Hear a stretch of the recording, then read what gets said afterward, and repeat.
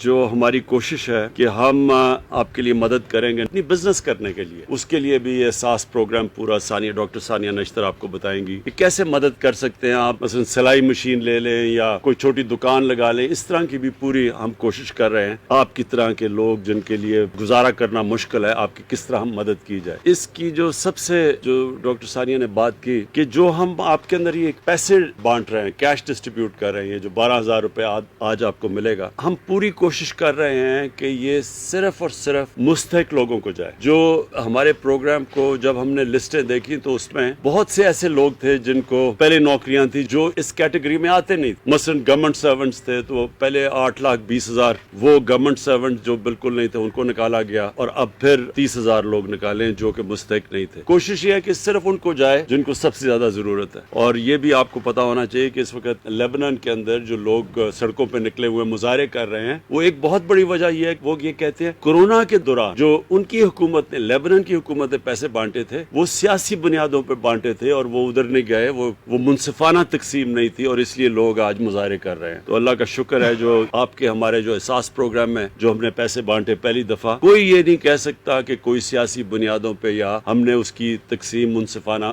نہیں کی۔ تو یہ بہت بڑا کریڈٹ ہے آپ کی ساری ٹیم کو، ثانیہ جو احساس کی ساری ٹیم ہے، یہ بہت بڑا کریڈٹ جاتا ہے کہ کہیں سے بھی آواز نہیں آئی جو پیسے کی تقسیم کی گئی وہ غیر منصفانہ تھی، بلکہ سندھ کی آبادی کے لحاظ سے زیادہ پیسہ ہم نے سندھ میں دیا، حالانکہ ہماری وہاں حکومت نہیں تھی، صرف ہم نے کیونکہ میرٹ کے بنیاد پہ کیا کہ جدھر ضرورت زیادہ تھی، جدھر غربت زیادہ تھی۔ تو انشاءاللہ وہ ابھی بھی جو آپ دیکھیں گے کہ جو اب ہمارا دوسرا فیز شروع ہو رہا ہے آج، اور ہم نے 70 لاکھ خاندانوں میں آج سے ہم پیسہ بانٹنا شروع کر رہے ہیں، تو انشاءاللہ آپ دیکھیں گے کہ پوری ہماری کوشش ہے کہ اس کی بالکل ایک منصفانہ تقسیم ہو، کسی قسم کی کوئی فیورٹزم یا سیاسی بنیاد پر پیسہ نہیں بانٹا جائے گا۔ میں آپ سب کو پھر آخر میں یقین دلانا چاہتا ہوں کہ ہماری ذمہ داری ہے اس حکومت کی کہ آپ کی مدد کی جائے، آپ کی بنیادی ضروریات پوری کی جائے، اور یہ جو ہمارا احساس پروگرام ہے یہ بڑھتا جائے گا۔ اس میں انشاءاللہ ہم اور چیزیں بھی لاتے جائیں گے، جدھر ہم دیکھیں گے کہ مثلا آپ کے بچوں کی تعلیم ہے اور آپ نہیں دے سکتے تو تعلیم میں کیسے مدد کریں، پھر تعلیم کے بعد اور اسکالرشپ اگر بڑی کلاسوں میں جانا چاہتے ہیں یا یونیورسٹی میں جانا چاہتے ہیں،